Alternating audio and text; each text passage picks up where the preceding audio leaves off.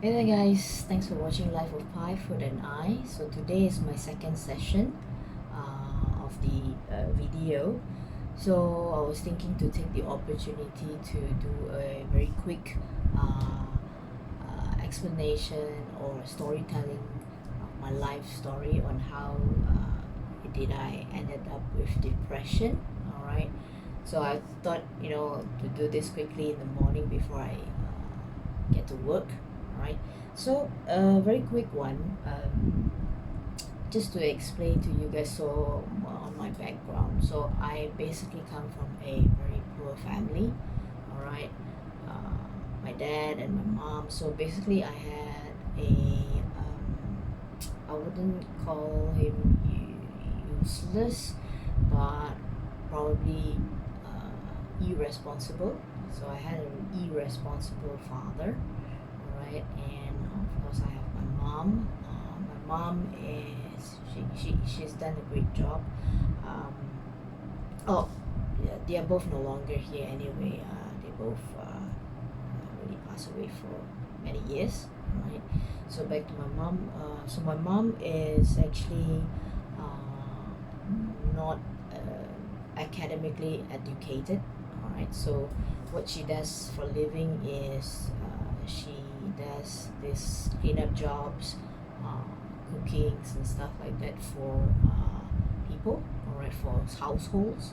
So that's what she do to earn a living and actually keep the family surviving, which means myself and also my brother, my younger brother. Right, so let's not talk about my dad. Yeah, so my dad was practically irresponsible. So basically what he does is he don't really work. All right, he what he does is just kept asking for money from my mother, and I don't know what he spent on. He spent on drinking, he spent on smoking, a bit of gambling. So yeah, let's not talk about my dad. It's basically as good as I don't have one. But yeah, the fact that I do have a father, and he is my father at the end of the day. So just want to tell you a bit of the story.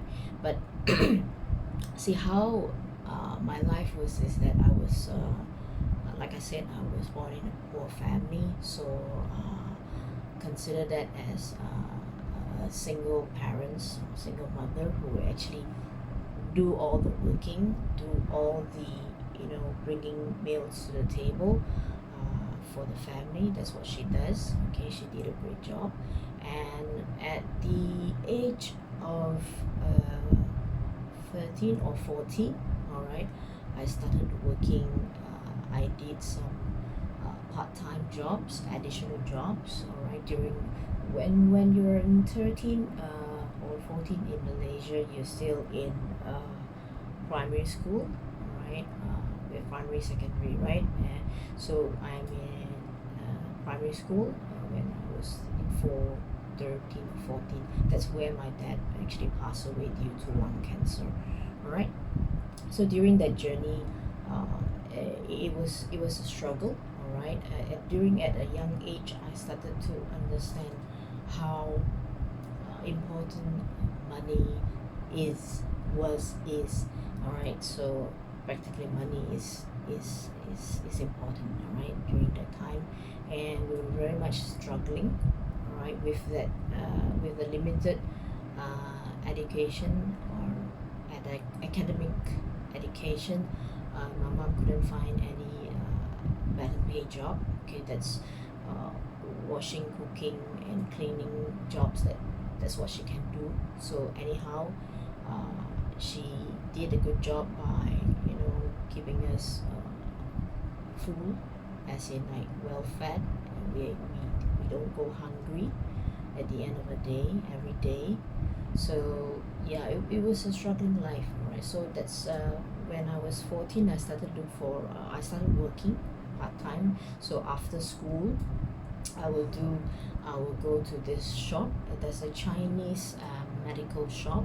All right, which runs like a Chinese medicine, or we call it Chinese medical hall. So I work there as a part-time assistant, shop assistant. So whoever that wants help, or carrying things, putting stocks in place, that's what I do there. So it's a part-time on hourly basis pay. So that's where I earn my pocket money. That's where I get the money to do a little bit, help out to the family. All right, it does really help. So that's where I get the money to pay my school fees, my books and stuff like that. So yeah, it has been hell. It's a hell of a struggle during the couple of, not couple of years, many years, right? So during that time, um, of course I didn't know what is depression, what is anxiety. I think it's more to depression. I didn't know anything about that. All right, I never do readings because I was so busy working after my studies or after my school. I straight away go to work, and it was a non-stop. All right, it's almost 24/7. I had 2 3 jobs. All right, I work in the shop as shop assistants, and during the weekend I give students, younger students, tuition, and a couple more part-time additional jobs. So yeah, I did many part-time jobs. So during that time,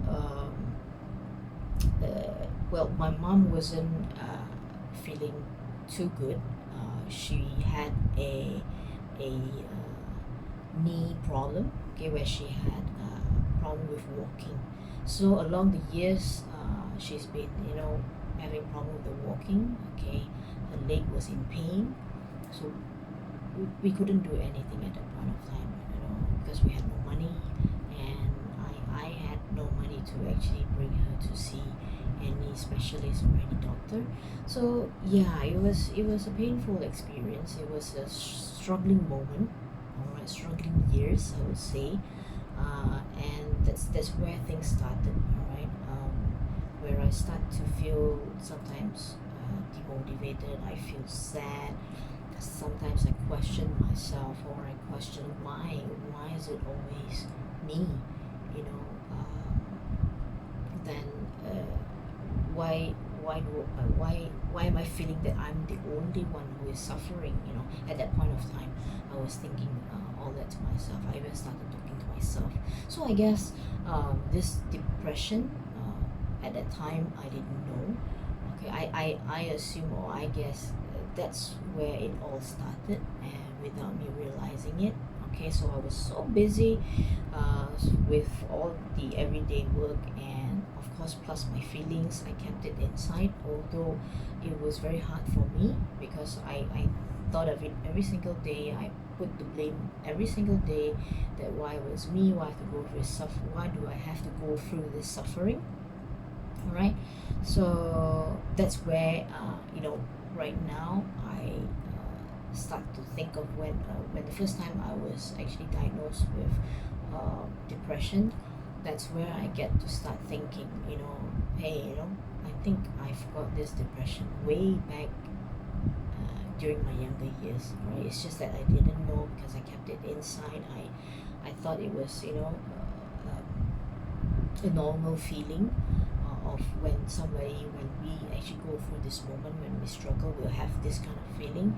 And I feel sad. And then, well, it was actually very moody. Sometimes I feel happy, because I force myself to be happy, and I want people to see that, and that I am happy, because I don't want people to see that I look sad. Typically, I don't want my mother to see that I look sad, so I have to pretend that I am happy. Okay, I have to pretend that I'm okay all the time. I have to pretend strong. Eventually, I really became strong. All right, I don't pretend, because as you go through hard times and the things that you went through, eventually you become more stronger. All right, what doesn't kill you makes you stronger, right? So yeah, so that's how things get started, I guess. All right. So at one point of time, long story short, my mom was very ill. Of course, at one point of time, as I grow, all right, when I had a stable job, and I started to actually save up some money. So we actually took her to the clinic or the hospital to had her knee checked. All right, eventually she had to go through an operation, what we call a kneecap replacement. So they're gonna replace this some kind of steel or whatever materials that I couldn't remember, is to replace that kneecap so she can actually walk, supposed to be able to walk. But sad to say that it was a successful operation, but she failed to walk after that, because of her bone structure. Because I think as she gets older, there's some fractures on the bone. Probably it was an old injury or something like that. Nobody knows. Even we actually asked the doctor how come she ended up like that she couldn't walk. So there's nothing much from the doctor anyway. So she was just advised to start doing more exercise, stand up more, walk more. So that's what she did. And but sad to say that each time she tried, she actually fell. All right, it's not that we're not watching her. Sometimes when she fall, it was very quick once, and we couldn't stop it. So each time she had injuries on the head a couple of times. All right. I had a helper at that point in time, so we hired a part-time helper to actually watch over her while we work. So there's a couple of times that she actually fell and knocked on the head. So that's where she started to have brain damage after a few knocks. All right. So and she started having showing signs of dementia after that. So that's where things got worsened. All right. Again, long story short, she somehow had stroke and then bedridden. All right, those are the beginning. Again, a new phase of my struggle. All right, I think again at that point of time, I felt it, the same thing that I questioned myself during my younger times. Why me? Why is it me again? Why am I suffering? I felt that it's like the entire world it's a story about myself, and it's always me suffering. I categorize that as suffering at that point of time. I couldn't breathe. Practically, I felt myself. It's already here. I couldn't breathe. I've got nobody to talk to. That's the fact that because I'm not used to sharing my problem with my friends, because I don't want them to know. Just to be honest, I have a very strong ego, where I don't want people to see me as I'm weak or I cannot handle things. So yeah, it's a bit of ego there. But yeah, I couldn't breathe at that point of times. But then again, I had to stand strong. So I continued with that 4 long years. My mom was bedridden for 4 long years, and she was actually, I'm not the only one suffering. My mom is also suffering because she couldn't talk, she couldn't move. All right, she's depending on the people in the old folks. I put her in the old folks home, or the nursing home, because I had to work, and I don't really, you know, not to say not trusting the helper. It's just that I think because my mom was at that point of time was big in size, so probably she needs more people to help instead of just one helper. One lady helper wouldn't be able to carry her if anything happened to her. So we decided to move her to the old folks. So the old folks was the assistants at the old folks or nursing home was taking care of her. So that's where I started struggling, because cost has gone up higher. Now she has to use diapers, her medication. Now she goes in and out from hospital very often. So that's where money comes in, and I had limited time or limited ways to find money, to earn money. I have only one income job, one full-time job, which I cannot any longer do part-times, okay, because I had a long hour full-time job. So again, limited pay. So I was struggling. I had debts, credit card debts. It's like, today's payday, and the next day my pay is gone because I've used it to pay my credit card. I've used it on my mom's medical bills. So yeah, I guess the things came, all started it from there. Okay, so again, it's a very long story, so I'm trying to cut it short. So yeah, so she passed away from now 4 years ago. All right, that's where I thought, all right, not being bad, I thought that, after she passed away, of course, I went through another tough time. I was sad, and that's where that's where things really started. Because all the while, if you can hear my story, it's all about my mom. It's all about bringing food to the family. It's all about taking care of the family. Typically, my mom. And when she passed away, it's like I had nothing. I've got nothing more to worry. And all the while I've been working with the motivation of, I got to push, that I got to work harder. No matter how hard it is, I need to move forward. I need to push forward because I need to feed my family. But somehow, the moment when she passed away, I felt lost. I was lost at one point. I think that is the moment where I start getting into depression without me realizing it.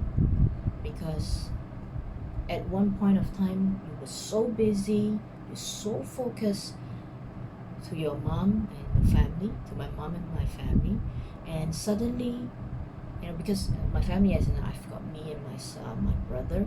So of course he has grown up. He goes out and find his own money.